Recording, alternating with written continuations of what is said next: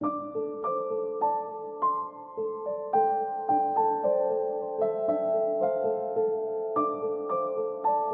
이제 신정현 처사님이라고 신처사님이 그 강처사님이라고 그 젊은 처사님 한 분을 모시고 카트만두로 왔어요. 그래서 우리가 이제 비행기를 헬리콥터를 맞췄는데 그 헬리콥터가 또 안개가 껴가지고 못 간 거예요. 못 가가지고 그 하루를 연장을 딜레이가 됐습니다.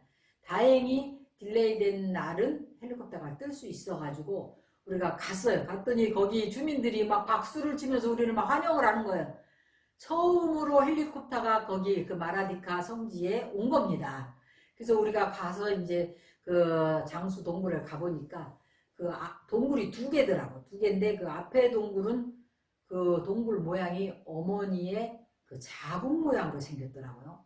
그리고 그 뒤에 동굴에 우리가 들어가서 기도를 했는데 그 동굴에 그 이를테면 석류동굴이더만 지금 생각하니까 석류동굴이 석류가 이렇게 자라있는 모습이 위에 그 동굴 위에 이제 그 천장에 생겨 있는데 그 장수천녀의 그런 그러니까 음경 모습 같이 이렇게 생겼는데 거기서 물이 한 방울씩 떨어지는데 그것이 바로 장수감로라는 거예요. 그래서 그 감로를 받아서 먹어야 되고 거기에다 이제 그래서 일단 우리가 가가지고 그 동네 사람들 전부 물을 한 바켓씩 떠갖고 오라고 그랬습니다.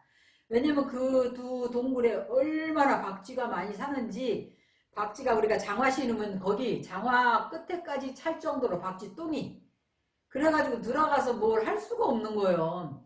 그래서 이제 동네 사람들한테 이제 보시를 나눠주고 전부 물을 한 바켓씩 들고 오시라 했더니 전부 물을 한 바켓씩 갖고 왔어요. 동굴로.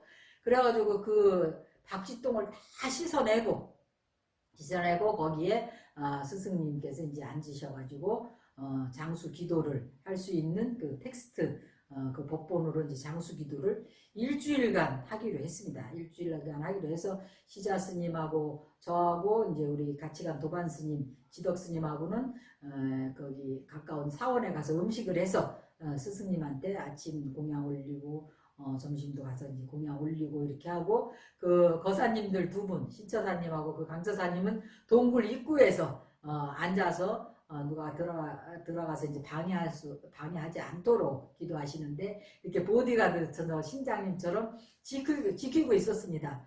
그래서 거기서 이제 너무너무 행복하게 오 마마라니 지웬다에서 하면서 장수만 들어를 계속 하는 거야. 오 마마라니 지웬다에서 하고 스승님은 안에서 그 텍스트 가지고 장수천녀에게 이제 무량수불 기도도 하시고 장수천녀 다키니에게 기도도 하시고 이래 하시면서 원래는 일주일을 가서 기도하기로 했었는데 그 기상 상황 때문에 헬리콥터가 하루 딜레이 되고 이렇게 해서 6일밖에 기도를 못했어요.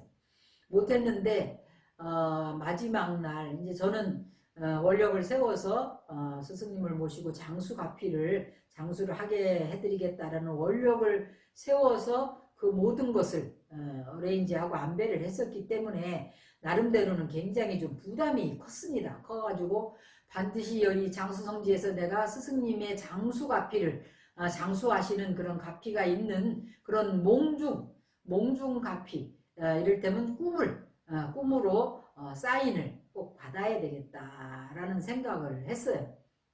하고 있는데 그래서 이제 마지막 날 거기는 비도 굉장히 귀한 동네였는데 갑자기 하늘에서 비가 막 오는 거예요. 그러니까 스승님께서 이거는 장수감로다 하시더니 그냥 옷을 가볍게 입고 나오셔갖고 그 물로 딱 목욕을 하시더라고 밤에. 그래서 이제 우리는 그 빗소리를 들으면서 이제 잠이 들기 전에 오늘 우리 스승님께서 장수가피를 입는 그런 꿈을 꾸게 해주십시오 하고 기도를 하고 잠이 들었습니다. 잠이 들었는데 제 꿈에 스승님께서 흰 옷을 싹 갈아입으시더니 사람이 인산인해로 모였는데 거기에 우리 한국 성객 스님들도 많이 있더라고요. 성객 스님들도 많이 있고 그래 그 법상이 하나 마련되어 있는데 우리 스승님께서 구루 암팀께서 그 법상으로 탁 올라가시는 거예요. 그래서 법문을 하시려고 하니까 그 한국 성객 스님이 입을 닦려 그러니까 갑자기 하! 이러시면서 소리를 와! 하고 그러시더라고요.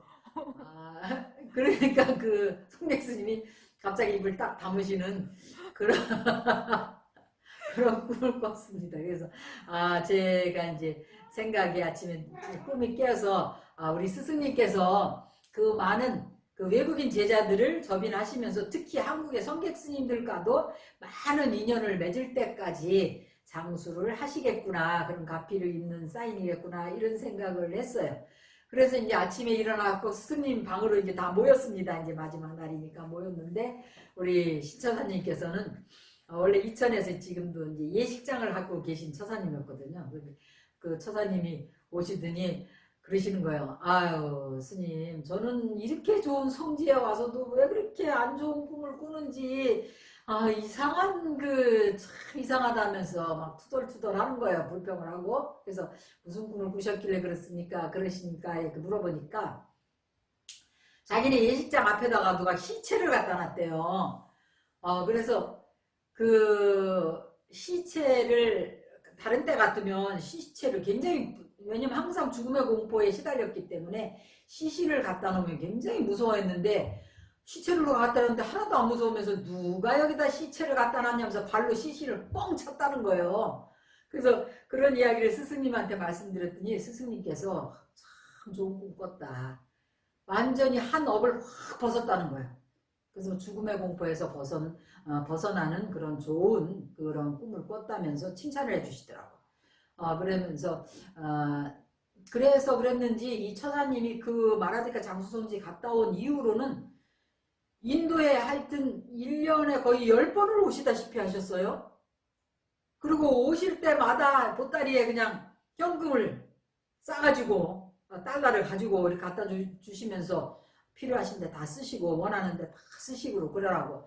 그래서 제가 이제 인도 있을 때 우리 스승님께서 필요하신 거 항상 한국 꼬리안이 오라고 해라, 그래, 한국 비군이 오라고 해라, 그러면 가면은 여기 이 스님들이 이 티벳에서 한 달을 걸어서 이렇게 왔단다, 망명을 왔다는데 이 사람들 지금 어디 집이 없잖냐, 집을 좀 하나 지어서 안돈을 해줘야 되겠다. 그러면은 제가 집을 한 채 지어드리고, 또 저 땅도 저게 참 터가 좋다, 저 수행자들이 무문관하면 참 좋겠다, 저 땅 좀 사가지고 무문관 하나 지어라. 그러면 제가 무문관도 지어드리고, 또 이제 오늘부터 저도 이제 만트라 무문관을 21일간 37일간 들어가겠습니다. 그러면 그래 해라, 그럼 내가 갚여 줄게, 이래 하셨는데 또 갑자기 아니 불러라 이러셔요. 그리고 가면은 너 오늘부터 기도하지 말고 내일부터 무문관 들어가라. 오늘부터 하시라고 하더니 왜요? 그러면 내가 갑자기 그 앞에 베란다에 정원이 갑자기 있었으면 좋겠다, 나가 그 꽃이 보고 싶다, 막 이러시는 거예요. 그러면 제가 이제 추록을 한 대 불러가지고 거기 원예 학과가 있는 대학교가 있었습니다. 거기 가서 꽃을 한 추록을 사다가 화단을 쫙, 순식간에 화단을, 인도 사람들은 이제 그 돈만 주면 잘 부리기가 굉장히 쉽거든요. 화단을 쫙 꾸며드리고, 그래서 스승님께서 원하시는 모든 거를 다 해드릴 수 있는 그런 여유가 됐던 이유가, 물론 그 신처사님께서 그렇게 해주시기도 했고, 그런데 그 장수성지에서 그런 꿈을 꿨다라고 이야기를 하시니까, 말씀을 드리니까 우리 암티노 스승님께서도 굉장히 기뻐하시면서 내가 아마 10년 이상은 더 살 수 있는 그런 가피를 입지 않았나 생각이 든다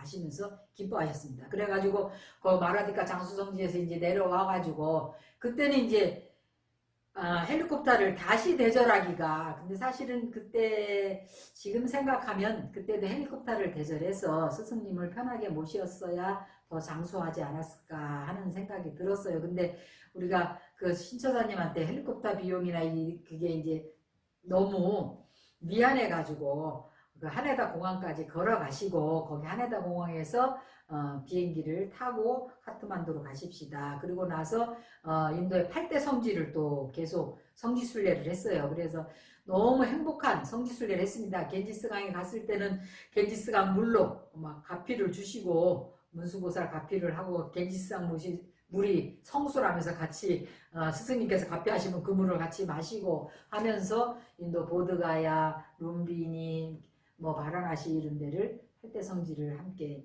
성지순례를 하고 다시종에 돌아오니까 따시종의 주민들과 그 라마들이 저하고 그 같이 간 지덕 스님을 보면서 너무 감사해 하는 거예요. 스님들이 바로 장수다킨이라는 거예요. 스님들이 아니었으면 암틴 스승님한테 누가 마라디카 모시고 가서 그런 장수성지의 그런 가피를 입을 수 있었겠느냐고. 그 티벳 사람들은 마라디카 장수성지에 대한 신심이 굉장합니다. 그래서 거기만 갔다 오면 반드시 장수를 한다는 거예요. 그래서 우리 스승님이 사실은 동맥경화라는 병이 있었어요. 그리고 이 간암이 있으셨거든요. 그래서 여기가 이렇게 만져보면 뿔뚝해갖고 이게 딱딱하게 굳어 있었어요. 그 당시 이미 그게 있었습니다. 그런데도 84살까지 장수할 수 있었던 것이 그 마라디카 장수성지를 갔다 온 인연이 아닌가 하는 생각이 들고, 저도 사실 어려서부터 굉장히 그 단명하다는 소리를 많이 들었거든요. 제가 성질이 굉장히 급합니다. 그래서 티벳 사람들은 뭐라고 얘기하냐면, 그 사람이 전생의 그런 업보에 의해서 자기가 평생 쓸 복과 그 수명을 타고난다 그래요. 그래서 어려서 너무 복을 누리면 말년에 쓸 복이 없는 겁니다. 왜냐면 전생에 우리가 은행에 얼마나 적금을 했냐에 따라서 이 생에 쓸 게 정해지니까, 복을 얼마나 지었느냐에 따라서 정해지는데, 그래서 젊어서 고생은 사서도 한다, 이런 이야기가 나오는 거예요. 우리가 말년에 복이 있어야지, 말년 복이 있어야 된다 하거든요. 젊어서 고생을 하면 복을 아꼈기 때문에 말년에 복이 있는 겁니다. 말년에 복이 있어야, 기운도 없는데 복까지 없으면 젊은 사람들이 민폐라고 싫어합니다. 슬슬 피하고. 그런데 우리가 말년에 복이 있으면은 말년에 노인들은 입은 닫고 주머니는 열어라 이러잖아요. 그래서 젊은이들을 배려하고 많이 베풀고 하면은 젊은이들도 잘 시봉도 하고, 그 복으로 또 복이 있어야 지혜도 열린다고 아무튼 스승님께서 항상 얘기하셨거든요. 그리고 수명도 마찬가지예요. 그래서 이제 이 명 짧은 사람들 보면 성질 급한 사람들 명 짧습니다. 그래서 저도 엄청 승질이 급했어요. 그래가지고 대만에 유학할 때 대만 사람들이 맨날 만만디 그러죠. 맨날 천천히 하라 그러는데, 제가 승질이 너무 급해가지고, 그래서 이제 그 대만에 계신 홍보반장 스님이나 지금 그런 큰 스님들한테 맨날 혼나는 거예요. 넌 대만에 그렇게 10년을 넘게 살았는데 왜 아직도 그 급한 승질을 못 고치고 있느냐고 이랬는데, 제가 그래서 우리 스승님한테, 스승님 저도 승질이 급하고 명작다 소리 굉장히 많이 들었거든요. 그랬더니 그러면 염라대왕이 너를 찾으면 그래라. 나 마라디카 장수성지 갔다 온 사람이라고 얘기하라는 그런 말씀을 하고 그랬습니다. 그래서 오늘은 마라디카 장수성지 다녀온 이야기를 했습니다. 감사합니다.